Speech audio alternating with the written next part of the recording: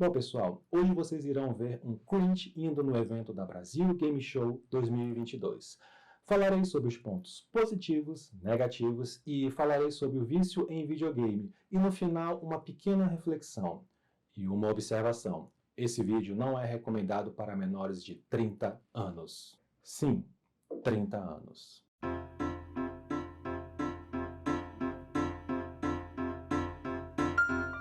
A Brasil Game Show é a maior feira de games do Brasil, que não acontecia desde 2019. O que me inspirou a ir foi uma reportagem no Gazeta do Povo sobre o uso abusivo de videogames e os transtornos que surgiram através desse vício. Eu vou deixar o link da matéria aqui na descrição desse vídeo. Eu falei que esse vídeo é para maiores de 30 anos porque passei a minha infância jogando Atari 2600, Phantom System, a primeira versão do Game Boy e joguei bastante Super Nintendo. Há 25 anos atrás, eu jogava Quake no servidor da UOL via internet discada em um Pentium 100 MHz com 8 MB de memória RAM, rodando Windows 95 Plus. E eu ainda tenho alguns CDs ROMs que eu guardo de lembrança com muito carinho aqui em casa, como Full Throttle, Duke Nukem 3D e Pitfall. E olha lá, há quase 20 anos atrás foi quando eu descobri as Lan Houses da vida. E eu passei muitas madrugadas e amanheci jogando Counter-Strike, Warcraft 3,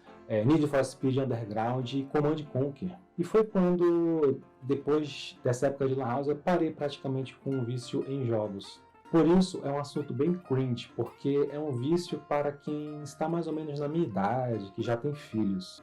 E cringe, para quem não sabe, é pessoas que, fora da moda, pessoas antigas, com pensamento antiquado. Foi uma palavra que criaram lá nos Estados Unidos, que chegou aqui no Brasil, que virou motivo de muita zoação. E eu conheço ainda muitas pessoas que ainda jogam videogames até hoje, que tem mais ou menos a minha idade. Mas eu praticamente parei de jogar e também conheci muita gente que abandonou essa vida de jogos. Creio que eu nem consiga mais falar na linguagem de adolescentes atuais que criaram essa terminologia chamada de cringe. E antes que pensem, eu não vim fazer uma crítica ao videogame ou falar que ele é prejudicial, porque eu sei que o videogame não é prejudicial, mas sim o vício do videogame que traz bastante prejuízo. Esse assunto eu entendo bastante e até comentei sobre isso no vídeo anterior, quando eu falei do tema sobre o Setembro Amarelo. Eu descobri quando eu tinha 30 anos de idade que as horas que eu ficava jogando videogame na minha infância até chegar na fase adulta era um vício que eu tinha justamente para cobrir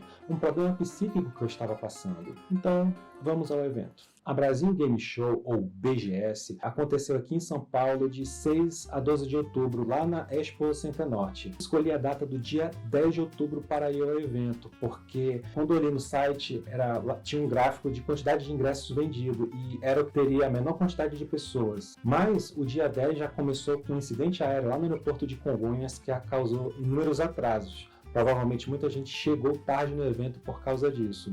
E um forte temporal caiu aqui em São Paulo e o evento, que é aqui perto de casa, eu demorei mais de 1 hora para chegar. O trânsito estava bem carregado. E quando eu cheguei ao evento, eu me assustei com o valor do estacionamento, que era R$60. E todos os estacionamentos próximos ao evento também estavam nesse valor. O pessoal que estava organizando o trânsito, que fazia parte do evento, estava organizando muito bem o trânsito, inclusive o pessoal da SET. Era muito ônibus chegando com muita gente e o estacionamento estava lotado. Quando eu cheguei lá, eu vi inúmeras pessoas vendendo sacos de arroz com um valor bem alto para todas aquelas pessoas que compraram o ingresso por meia entrada, porque era obrigatório levar 1 quilo de alimento não perecível. E eu nem vou reclamar porque é um direito do cara vender, senão vai até o mercado, compra um alimento e volta. Lá dentro fizeram uma revista para ver se alguém estava com algum item ilegal, mas eu achei que era de uma forma muito superficial. Nem chegaram a abrir minha bolsa, só fizeram me perguntar se eu tinha faca ou canivete.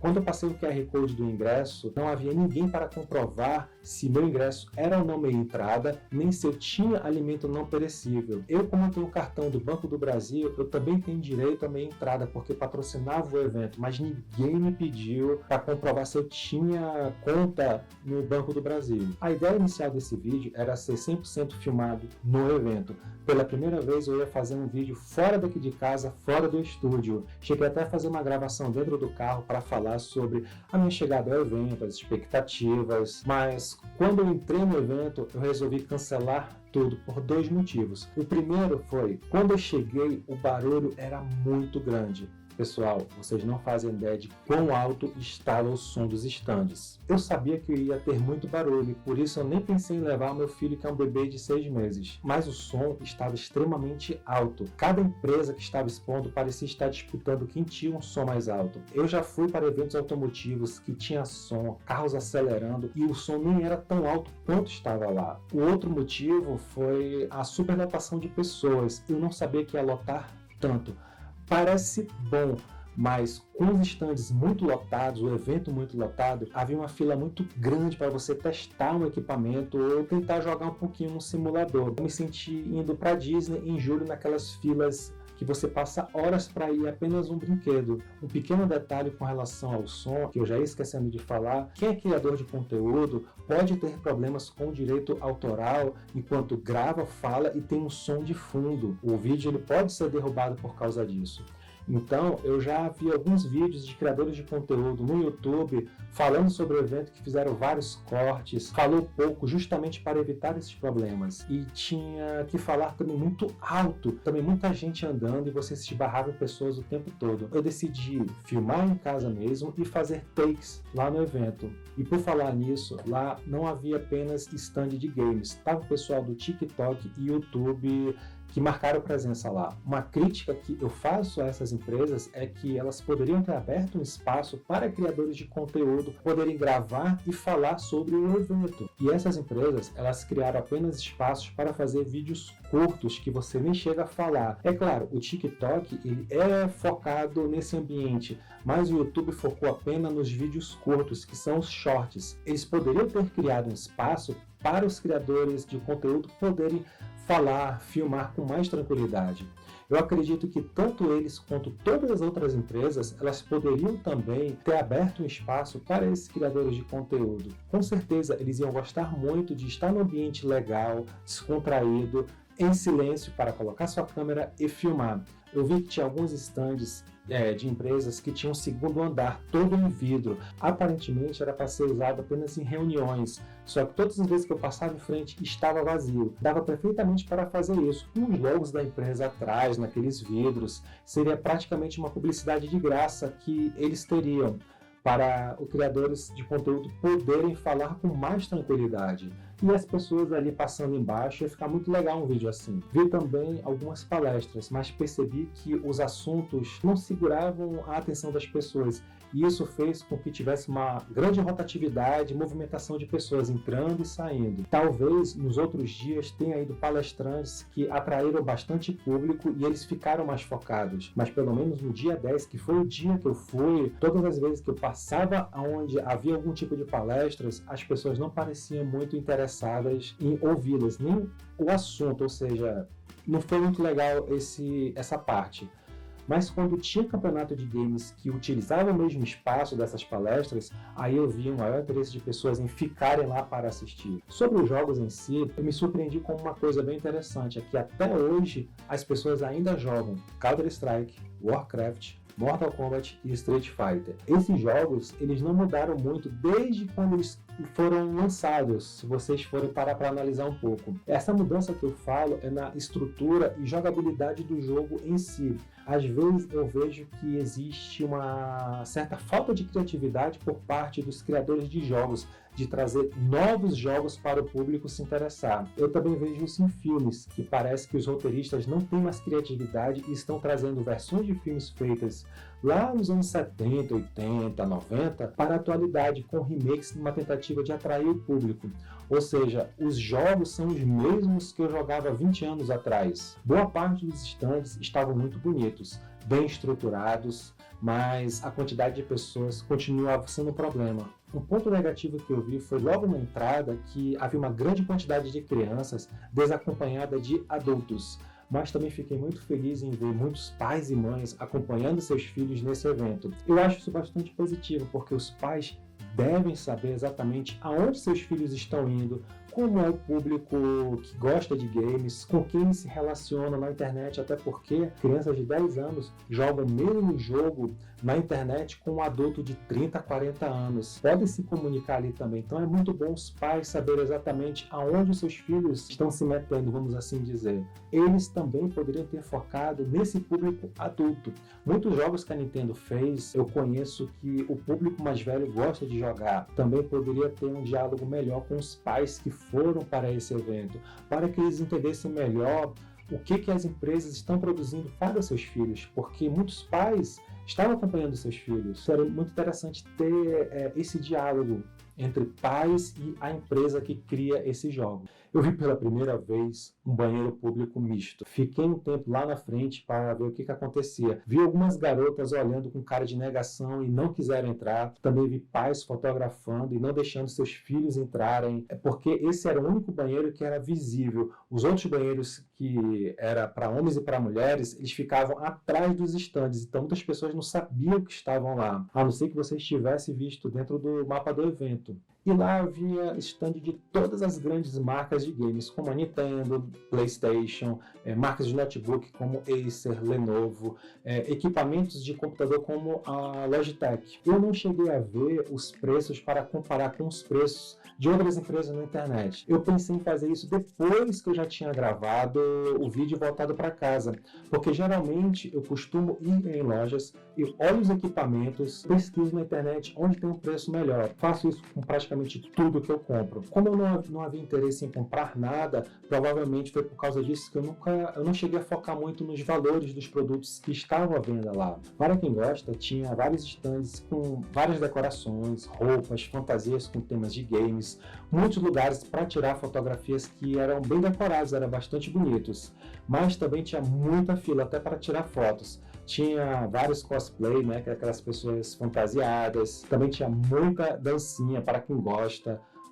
Agora que virou moda ficar postando essas danças. Realmente eu me sinto velho nessas horas, que eu penso que eu nasci na época certa. Eu não sei como eu reagiria se eu fosse mais novo nessa geração atual. Mas me chamou bastante atenção uma empresa vendendo equipamentos para montar seu simulador de carro de corrida em casa. Lá tinha diversos modelos de volante simulando carro de Fórmula 1. Depois eu vou ver os preços dessa loja, porque eu já tinha pesquisado sobre isso anteriormente e eu nunca tinha encontrado uma loja física aqui no Brasil que tivesse uma variedade tão grande de volantes, pedais e tudo mais. Caso vocês não saibam, o único esporte que eu acompanho é a Fórmula 1. Por isso que eu fui com o boné e a blusa do Max Verstappen, porque no dia anterior ele tinha sido bicampeão mundial de Fórmula 1. Eu não curti muito as lembrancinhas dos stands. Um evento tão caro poderia ter investido melhor, não é? Pensei que ia voltar para casa com muita coisa legal. Essas marcas têm falado tanto de sustentabilidade, mas me deram muito papel. E eu peguei essa boia aqui, que meu filho amou ficar brincando. E o YouTube estava dando esses adesivos dos shorts. Sempre quando eu vou para feiras, eu volto para casa com tanta coisa legal, mas eu achei tão fraquinho isso. Mas o preço que eu conferi muito bem foi os da comida. Eu não gostei da qualidade. Tinha salgados por R$13, que parecia aqueles salgados de boteco de esquina. Havia uma marca de chocolate que eu sempre compro numa loja que fica aqui do lado de casa, que o preço geralmente é padrão em todas as lojas, aqui em casa, em shopping, seja lá onde for. A diferença é R$1 ou R$2, e lá no evento estava muito acima do normal.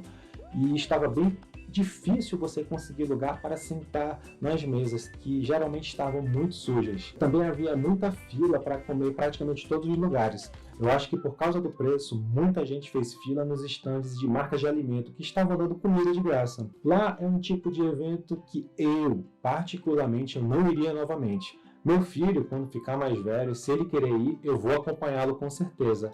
Mas eu achei o valor muito alto para uma vitrine de equipamentos que eu poderia ir numa loja como a Fast, que tem aqui em São Paulo, para testar os mesmos produtos praticamente. Ou ir na Casas Bahia, que abriu aqui na Marginal Tietê, bem grande, e eu poderia fazer o mesmo. Inclusive, eu fui lá um dia desses e eu não peguei fila e eu joguei no simulador de Fórmula 1 da Logitech. E os estandes que estavam vendendo objetos de decoração ou roupas, você vai lá na Liberdade, que é o bairro japonês aqui em São Paulo, Tem também várias lojas específicas que vendem exatamente os mesmos itens que tem lá. Ou seja, não vi muita diferença nisso. Também para as pessoas que trabalharam no evento, às vezes você dava uma boa tarde ou agradecia, não era muito recíproco. O pessoal que trabalhou no evento não parecia estar muito satisfeito em estar trabalhando. Como eu disse, eu sempre fui a feiras, congressos e palestras e o tratamento é bem diferente. Você chega com uma expectativa e vê que é bem diferente quando você chega lá. Fora isso, o evento é para encontrar amigos que jogam online em campeonato de jogos. E nada mais do que isso. Essa é a minha opinião, tá? Claro que muita gente pode ter uma opinião diferente do que a minha. Com certeza tem. Eu acredito que a maioria gostou do evento. Claro que existem preferências e gostos de cada público. Como eu disse, eu sou classificado como cringe pela geração mais nova. E falando em cringe, eu acho que eu devo ser isso desde a minha adolescência, porque eu nunca gostei de barulho e lugares muito lotados. Eu não sou contra o uso de videogame, mas eles têm se tornado um vício na vida das pessoas, justamente por questões pessoais que não foram tratadas por elas. Assim como eu fiz. Hoje, cada vez mais, bebês e crianças, na sua fase inicial da vida, têm acesso a equipamentos eletrônicos, como tablet, videogame, televisão, e isso tem atrapalhado muito no seu desenvolvimento cognitivo. Pesquisem sobre os donos dessas empresas de tecnologias que vocês conhecem, como eles criaram seus filhos. Boa parte deles criaram longe de tecnologia, porque sabem quão prejudicial é na fase inicial de suas vidas. Um deles, eu lembro que eu li uma reportagem que deu o celular ao filho quando fez 16 anos. Quando eu fiz a minha pós-graduação em psicanálise, esse era um dos assuntos mais recorrentes em todas as matérias. Porque nos primeiros anos da vida de uma pessoa, e isso eu digo até pelo menos seus 15 anos de idade, o cérebro ainda está em formação. Ela não vai aprender a ser criativa jogando videogame ou passar horas na frente de um tablet. Eu recentemente vi uma notícia de uma criança de 12 anos que destruiu a casa de seus pais porque eles tomaram o celular como castigo, porque isso se tornou um vício na vida dessa criança. Provavelmente ela ficou extremamente ansiosa quando ela ficou sem celular, praticamente como se fosse um vício em drogas. Eu saio de casa e eu vejo vários pais dando celulares a crianças, sem contar os que deixam jogar videogames por quantas horas elas quiserem. Os pais, para deixarem os filhos quietos, antigamente davam chupeta. Hoje, os jogos eletrônicos praticamente se tornou a nova chupeta, que é extremamente danoso ao seu cérebro. Essa criança de 12 anos que destruiu a casa dos seus pais provavelmente apresentou diversos problemas desse comportamento anteriormente. Só que às vezes os pais não dão atenção. Eu acho que isso não é nada não. Talvez seja uma fase da sua entrada na adolescência. O psicanalista Charles Brenner disse que a cada evento psíquico é determinado por todos aqueles que precederam. E a gente deve sempre se perguntar o que provocou isso numa criança e por que aconteceu assim. E hoje nós temos visto jovens de até 20 anos de idade que cresceram nessa era digital com dificuldades de concentração, trazendo diversos problemas lá na sua época escolar. Não conseguem ter foco, ler um livro, querem ler trechos de livros que são frases cada vez mais curtas, da mesma forma como tem no Twitter, ou uma vida em 5 segundos, como é no TikTok. Eles assistem horas de maratona de série e não conseguem lembrar bem o que aconteceu nos episódios. E tem crescido o número de crianças e jovens com problemas com ansiedade e também tem fortes problemas com insônia. Eu recomendo a todos, mas principalmente aos pais, e se você gosta de videogame, a ler esse livro aqui, A Fábrica de Cretinos Digitais, escrito por um neurocientista que fala exatamente sobre o problema das telas, que seria televisão, celular, que inclui filme, videogame e rede social. Inclusive, nesse livro, o autor ele cita um estudo de filmes que foram lançados recentemente, que tem exposto bastante o uso do cigarro, algo que foi praticamente banido lá na década de 90. E isso tem feito com que o número de usuários de cigarros nessas gerações mais recentes tenha aumentado. Eu cresci vendo bastante propagandas de cigarro nos carros de Fórmula 1 e em propagandas na TV. E que elas foram banidas de pouquinho em pouquinho. A minha geração usou menos cigarro do que a geração lá dos meus pais, que fumavam bastante, que eram estimuladas a isso. E inúmeras pessoas morreram em decorrência do uso do cigarro. Eu, inclusive, perdi minha mãe por causa do cigarro e meu pai quase morreu quando era criança por causa disso. O livro mostra também diversos estudos falsos sobre esses temas e traz uma boa discussão, então vale muito a pena ler se você gosta de videogame. Então, se você tem filhos ou até você mesmo joga videogame por muitas horas, leia esse livro e faça pelo menos uma avaliação psicológica para saber se está tudo bem. Eu assisti um podcast com um jogador de videogame profissional. Estava ele e a namorada falando que eles tomam remédio controlado e passam várias horas na frente de uma tela jogando jogos eletrônicos. E isso não se desenvolveu agora, isso foi algo que aconteceu desde a infância. Se tornou uma fuga para eles dois. Eles não percebem o quão prejudicial é. E muitas pessoas acham que é saudável trocar outros vícios por videogame, por não parecer ilícito, como uma droga. Mas uma hora esse problema ele vai se despertar na vida de qualquer pessoa, assim como aconteceu na minha. E talvez você se pergunte, mas esse canal não é sobre fotografia? O que tudo isso tem a ver? Bom, eu passava horas na frente do computador, como eu havia falado, e eu usava tanto o computador que eu deixava ele ligado 24 horas por dia. Eu raramente desligava o computador. Tive muitos problemas na época da escola com reprovação, dificuldade de leitura, fortes crises de ansiedade, uma depressão na infância, porque eu vou repetir a mesma coisa que eu falei no vídeo anterior.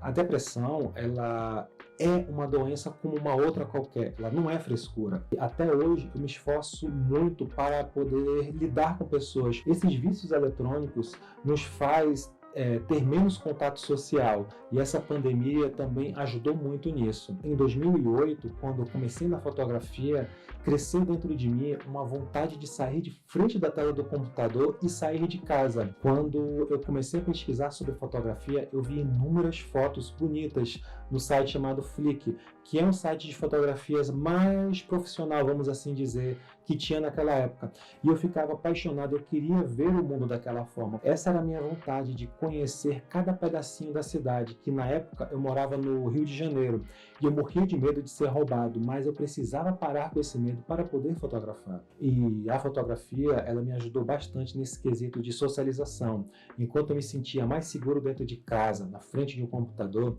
percebi que tinha um mundo acontecendo lá fora. Aprendi a lidar melhor com a ansiedade, a sentar num banco e ficar admirando uma paisagem sem ficar entediado ou querendo olhar o meu celular.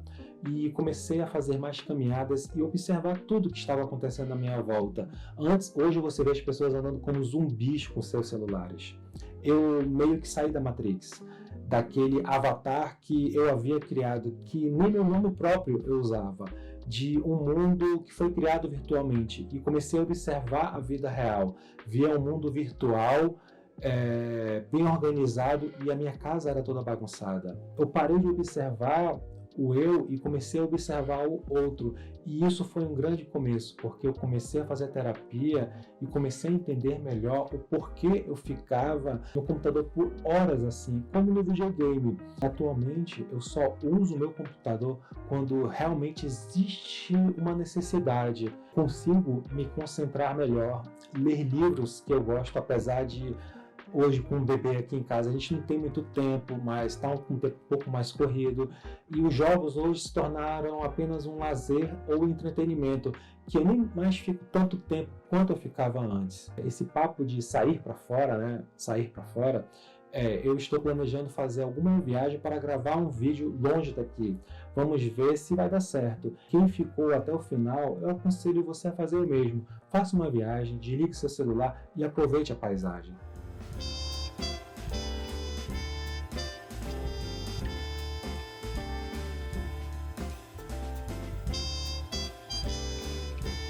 Então é isso, pessoal. Espero que vocês tenham gostado desse vídeo. A minha ideia era falar do evento, como eu falei, falar de vício em videogame e um pouco do meu relato sobre esse tema e a minha entrada na fotografia.